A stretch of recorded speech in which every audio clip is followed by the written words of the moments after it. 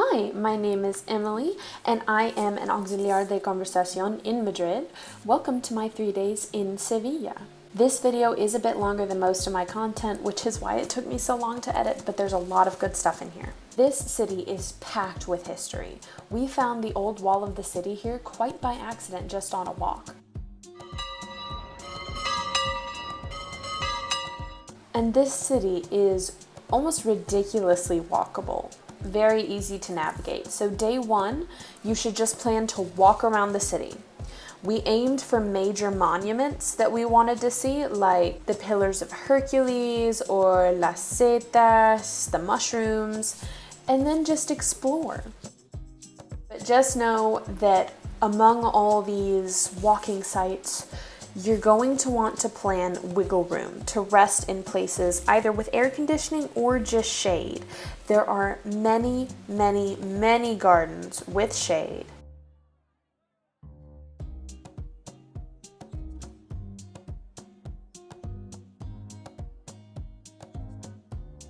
And don't forget to just take a deep breath and remember where you are, because it's not every day you get to explore a city as gorgeous as this one.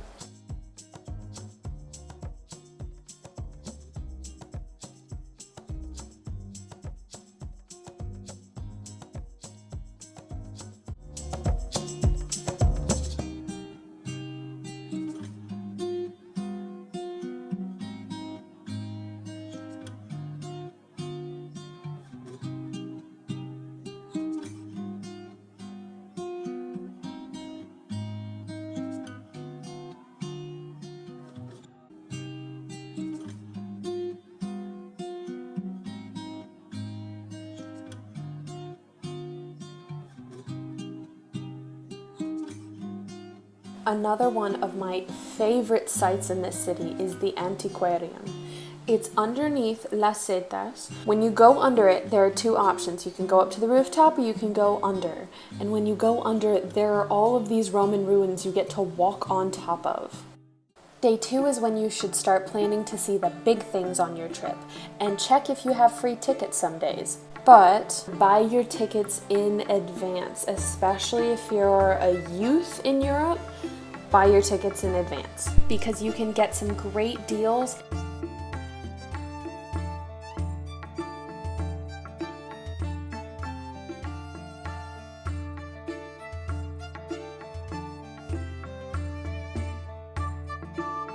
This palace has tons of little fountains flowing through and little ponds to keep the area cool. There are plenty of alcoves to escape the sun, and even some historic locations. This is the room where Magellan planned his trip around the world. Here you can also find collections of fans, lots of tiles, as with most palaces in Sevilla, and an abundance of ceramics.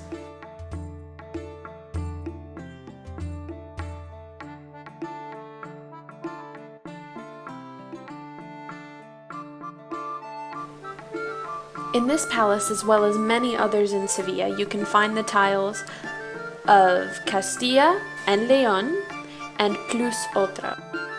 Please be aware that while this fish pond does look very pretty, it smells like fish, but the fish are very pretty.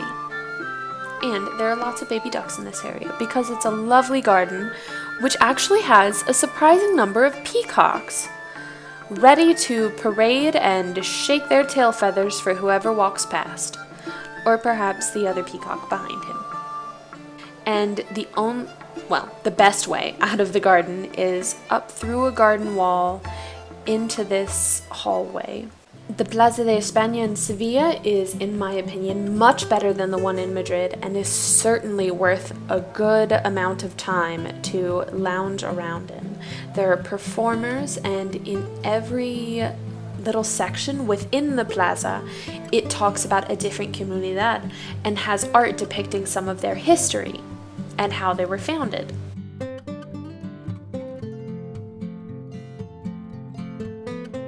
And then we ended the night with traditional flamenco.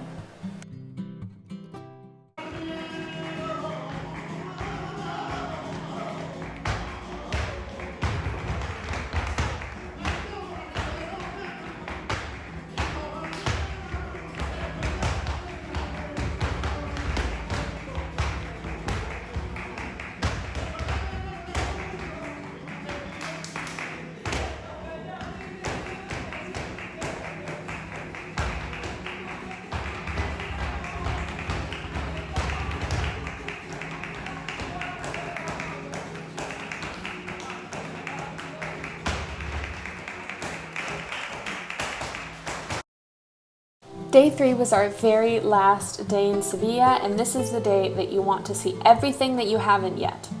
The Torre de Oro is a very famous maritime museum and viewpoint, a little fortress that protected the river, as it does lead eventually out to sea. It's actually a very nice little viewpoint, like you can see a lot from here, but not as much as you can see from La Giralda, the bell tower in the Cathedral of Sevilla. The Cathedral of Sevilla is a little bit expensive at about 10 euros to enter, but it is the largest Gothic cathedral in the world. And it has a lot of mudéjar art as well as a lot of like more medieval like Gothic style art and architecture that you can see from above, as well as a wonderful skyline and a great breeze, I must say. But it is a walk to get up there.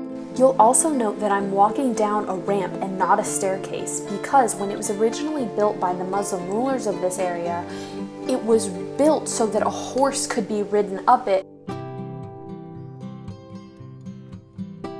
This cathedral is filled with different forms of art, different sculptures, and different rooms.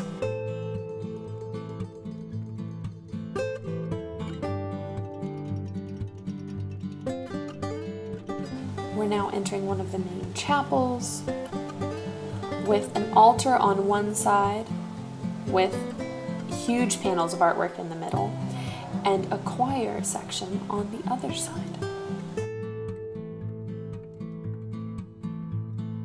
Since this cathedral was originally built by the Islamic kings, you can see that there is a lovely orange garden outside with plenty of running water and places to relax. Our very last stop was another surprise find, the Casa de Pilatos.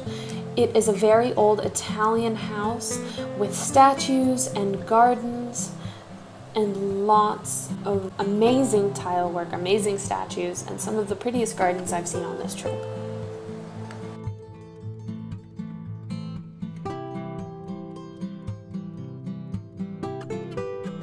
Thank you for joining me. If you made it this far, please give me a like and a subscribe. It helps me a lot. And please stay tuned for duckling and baby peacock content. I promise you it's worth it.